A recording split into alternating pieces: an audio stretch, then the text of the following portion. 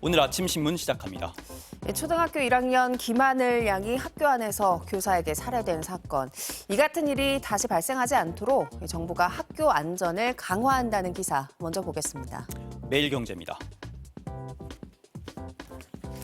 정부는 우선 대면 인계, 동행 귀가를 원칙으로 늘봄학교를 이용하는 학생의 귀가를 우선 지원하는 인력을 7,200명 추가 배치하기로 했습니다.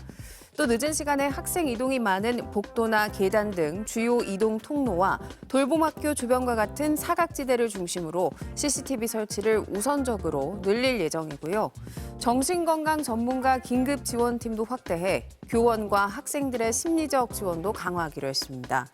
폭력성을 보이거나 타인에게 위해를 가하는 등 정상적인 업무가 어려운 교원의 경우 직위를 해제하거나 직무에서 배제하는 것을 주요 내용으로 하는 하늘이법도 추진할 방침인데요. 교육부는 지난해보다 2만 개 늘린 6만 500여 개의 늘봄학교 맞춤형 프로그램을 마련하고 실무 인력 등 8천여 명을 배치해 안전한 학교 만들기와 모두를 위한 맞춤 교육도 강화할 계획입니다. 다음은 중앙일보입니다. 월 100만 원도 벌지 못하는 개인 사업자가 사상 처음으로 900만 명을 넘어서서 전체의 75.5%를 차지했다는 기사입니다. 국세청에 따르면 2023년 기준 연간 소득을 0원으로 신고한 개인 사업자는 105만 5천여 명, 1,200만 원 미만으로 신고한 개인 사업자는 816만 5천여 명이었는데요.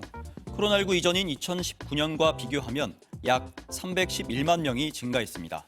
특히 소비자의 생활과 밀접한 외식업계에서 타격이 컸는데요.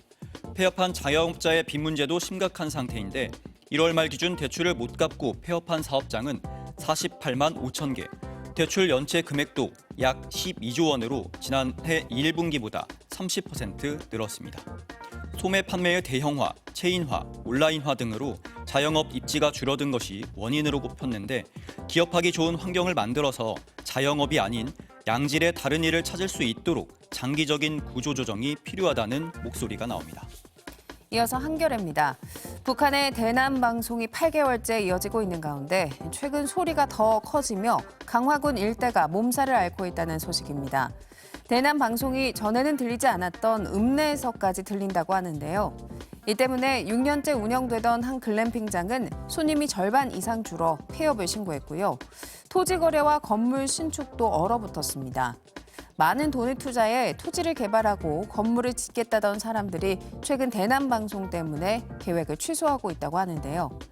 인천시는 방음창 설치비를 지원할 계획이라고 밝혔지만 주민들은 근본적인 해결책이 될 수 없다는 입장이고요.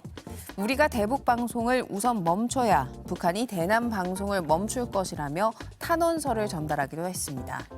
다음은 경향신문입니다. 어제 오후 헌법재판소 자유 게시판에 글을 올리기 위해 등록 버튼을 누르면 5,800여 명이 대기 중이라는 안내가 떴는데요. 윤석열 대통령 탄핵 심판 결정을 앞두고 윤 대통령 지지자들이 조직적으로 움직이면서 무더기로 탄핵 반대에 대한 글을 올렸기 때문입니다. 이들은 매크로라고 불리는 자동 입력 반복 프로그램까지 이용하고 또 챗 GPT까지 사용해서 탄핵 반대, 국민의 선택을 무시하지 마십시오 등 13가지 제목과 내용을 무작위로 등록할 수 있도록 했습니다. 실제 지난 9일부터 어제 오후까지 현재 게시판에는 해당 제목의 글이 8,300여 건 올라왔는데요. 전문가들은 매크로를 이용해서 게시판에 글을 남기면 업무 방해에 해당할 수 있다고 지적했습니다. 끝으로 지역신문 기사 보겠습니다. 충청일보인데요. 충청북도가 전국 지자체 중 최초로 디지털 임신증명서를 발급하는데요.